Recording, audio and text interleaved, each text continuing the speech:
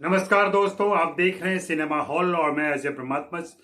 पिछले दिनों मैं दिल्ली गया था और दिल्ली में मेरी मुलाकात इकबाल रिजवी साहब से हो गई। इकबाल रिजवी साहब हिंदी सिनेमा के गंभीर अध्येता हैं और रिसर्च करते हैं, फिल्मों का अध्ययन करते हैं और फिर किताबें लिखते हैं, लेख लिखते हैं। उन्होंने पोस्टर के ऊपर एक किताब लिखी थी जिसका शीर्षक था पोस्टर बोलते हैं। हो सकता है यह किताब आपकी नज़र से गुजरी हो। मैंने इसी पुस्तक के हवाले से उनसे एक बातचीत की दिल्ली में और वह आपके लिए पेश कर रहा हूं। इस वीडियो को देखने के बाद आप पाएंगे कि पोस्टर कितने महत्वपूर्ण होते हैं और पोस्टरों की क्या भूमिका रही है हिंदी फिल्मों के इतिहास में। यह जानना जरूरी है। हम लोग स्टार, डायरेक्टर, प्रोड्यूसर से थोड़ा बाहर निकलें और दूसरी बातें भी सीखें, समझें, तो हमारे लिए वो बहुत फायदेमंद होगा। बाकी उससे फिल्मों की समझदारी भी बढ़ती है। तो आइए देखते हैं पोस्टर बोलते हैं। सिनेमा हॉल के दोस्तों नमस्कार। आज मेरे साथ इकबाल रिजवी हैं और संयोग से मैं दिल्ली में हूं और मुझे मौका मिल गया इनसे बात करने का। आप इनके पीछे लैपटॉप के स्क्रीन पर देख रहे होंगे, इनकी एक फिल्म का पोस्टर है। आपको थोड़ा बड़ा करके देखना पड़ेगा। पोस्टर बोलते हैं और पोस्टर पर ही मैं बात करना चाहता हूं, चूँकि इकबाल साहब ने पोस्टर पर रिसर्च किया है और इसकी ज़रूरत, इसकी महत्ता और इसको कालक्रम अनुसार संजोया है इस पुस्तक के अंदर। तो मैं ये जानना चाहता हूँ इकबाल भाई कि क्या महत्व है पोस्टर का किसी भी फिल्म के लिए। सर, जब ये पोस्टर बने थे, यानी जब बनने की शुरुआत हुई थी, तो इसके अलावा और कोई माध्यम था ही नहीं आम लोगों को ये बताने का कि फ़लाँ फिल्म आ रही है, उस फिल्म में क्या ऐसी विशेषता है जो आप उस फिल्म को देखें। इसके अलावा इतना यानी सस्ता और सुलभ कोई रास्ता ही नहीं था और बरसों तक फिल्म के प्रचार का सबसे प्रबल जो ज़रिया रहा वो पोस्टर रहे। बहरहाल टेक्नोलॉजी बदली, यानी पोस्टर के बनने में भी बदलाव आया, लेकिन पोस्टर की ज़रूरत भी फिर धीरे धीरे थोड़ी सी ख़त्म होती गई और अब तो जाहिर सी बात है टेलीविज़न के ऊपर और नेट के ऊपर प्रोमो रिलीज़ होते हैं, यानी पोस्टर की जगह प्रोमोज ने ले ली है। लेकिन बरसों तक, यानी 100 साल से अधिक समय तक पोस्टर ही इकलौती एक ऐसी आवाज़ रही जिसके ज़रिए दर्शक और सिनेमा बनाने वाले का संवाद होता था और वो उसे सिनेमा हॉल तक खींच के लाने में कामयाब रहते। आपके अध्ययन और संकलन में ऐसी कौन सी महत्वपूर्ण बातें मिली हैं पोस्टर से संबंधित? एक तो इम्पॉर्टेंट चीज़ मुझे ये लगी कि भारत के अंदर उस तरह से कला को नहीं लिया जाता था। अभिजात्य वर्ग था जो कला का संरक्षण करता था या उसकी तारीफ़ करता था या उसके घर के अंदर उस तरह की पेंटिंग्स लगाई जाती थी। जब पोस्टर बनना शुरू हुए हैं तो एक तो बात ये आई कि इस देश के शहरों, कस्बों, महानगरों की गलियाँ, सड़कें और चौराहे जो थे वो एक आर्ट गैलरी में तब्दील हो गए। सार्वजनिक रूप से कला का प्रदर्शन इस तरह से शहरों के अंदर कभी नहीं रहा। जब पोस्टर लगते थे तो लोग खड़े होते थे, भीड़ लगती थी, चर्चा होती थी फिल्म के बारे में। यही दरअसल फिल्मकार चाहता भी था। तो एक तो अनोखी बात ये हुई कि हमारी सड़कें, हमारी गलियाँ, हमारे चौराहे एक आर्ट गैलरी की तरह बन गए। दूसरी बात, पोस्टर बनाने वाले मतलब इतने ज़बरदस्त आर्टिस्ट होते थे और हुए कि जे कॉलेज ऑफ आर्ट जो मुंबई के अंदर है, वो लोग इन पोस्टर्स को मंगाते थे अपने यहाँ स्टूडेंट्स को पढ़ाने के लिए, छात्रों को ये बताने के लिए कि क्या किस कलाकार की विशेषता है, वो किस चीज़ को कैसे बनाता है, रंगों का इस्तेमाल कैसे करता है, फिल्म की कहानी और आकृतियों और रंगों का क्या संबंध होता है, ये पढ़ाया जाता था। विशेष रूप से जो जनक माने जाते हैं बाबूराव पेंटर, भारतीय सिनेमा पोस्टर के, उनके पोस्टर तो मतलब वहाँ एक पाठ्यक्रम का हिस्सा लगभग हो गए। तो जबकि वो उस तरह से वो लोग पेंटर नहीं थे जिस तरह से आज आप देखते हैं कि वो रज़ा और हुसैन और सूजा आरा वाला जो शोहरत थी, जो अहमियत थी, वो उन लोगों की नहीं थी। वो तो जस्ट भाई फिल्मों के लिए पोस्टर बना लेते थे, लेकिन उनका काम इतना खूबसूरत और इतनी डेप्थ वाला होता था कि जे कॉलेज ऑफ आर्ट जैसे संस्थानों में भी उनको पढ़ाया जाता। मैं जो कालक्रम के हिसाब से जानना चाहता हूँ कि जैसे जब फिल्में रंगीन हुई उसके साथ ही पोस्टर रंगीन हो गए थे या फिर कब तक ब्लैक एंड वाइट पोस्टर चलते रहे? देखिए, पोस्टर तो रंगीन पहले दिन से ही हो गया था। हमें जो पहला जो सबसे प्राचीन पोस्टर भारतीय उपलब्ध हो पाता है नेशनल फिल्म आर्काइव पुणे के अंदर, वो है बाबूराव पेंटर की ही फिल्म थी और उन्हीं का बनाया हुआ पोस्टर था कल्याण खजिन। ये 1919 की फिल्म है कल्याण खजिन, और उसका पोस्टर बाबूराव ने बनाया और वो कलर था, वो रंगीन था।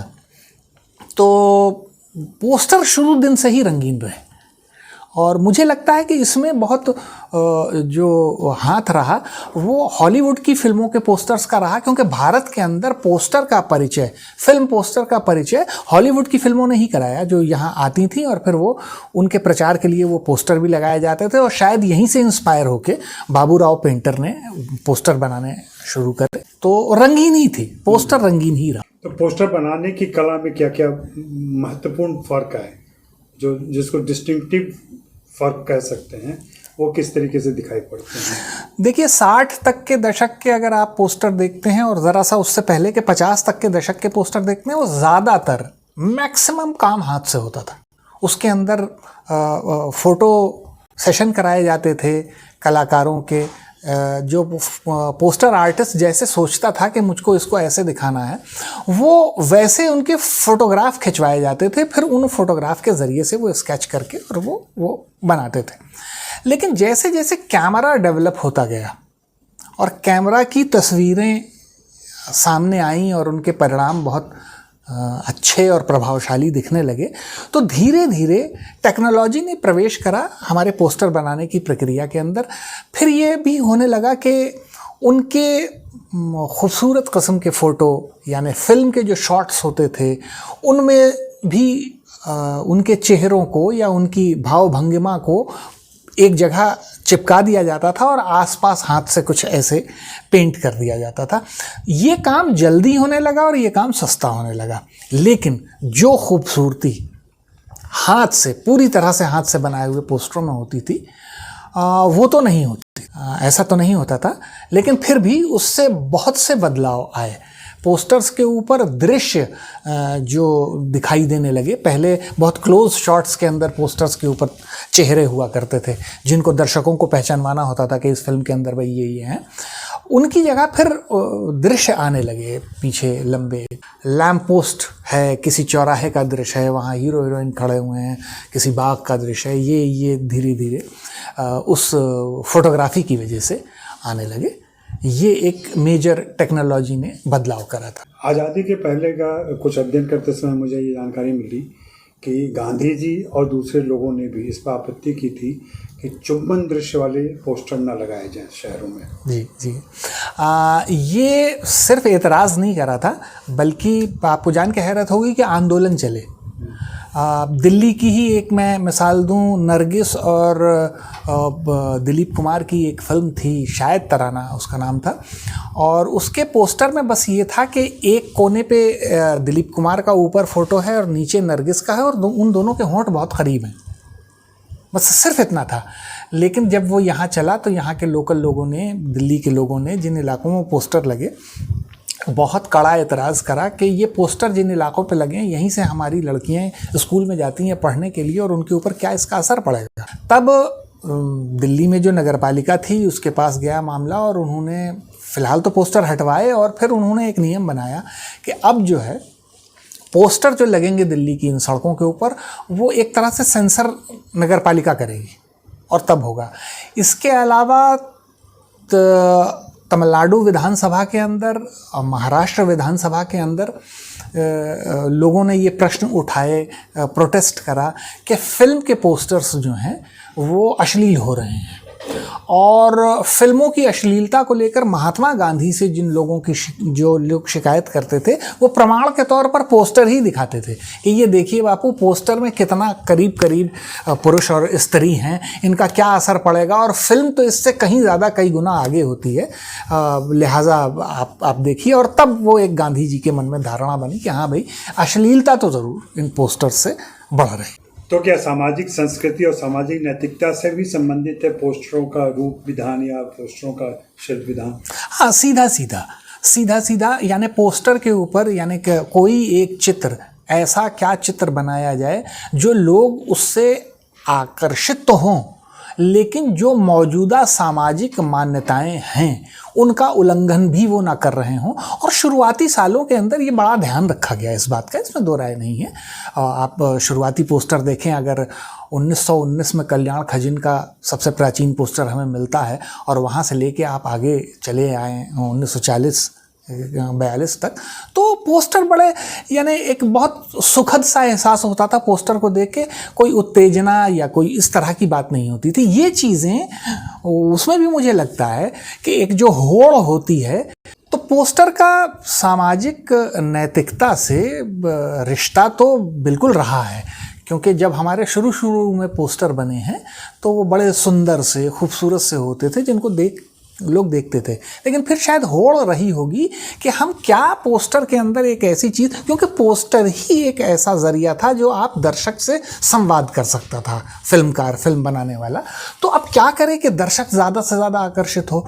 उसमें मुझे लगता है कि थोड़ा सा औरतों की तस्वीरों को थोड़ा सा कसे हुए कपड़ों में पहले, फिर उसके बाद कम कपड़ों में, या ऐसी उनकी भाव भंगिमाएँ जो शायद स्वीकार्य नहीं थी समाज के अंदर, वो पोस्टर के ऊपर आने लगी और वो लोगों को आकर्षित करती होंगी और लोग उसकी चर्चा करते होंगे। और जाहिर सी बात है कि ये चर्चा जो थी वो बॉक्स ऑफिस के ऊपर भी कहीं ना कहीं कन्वर्ट होती होगी।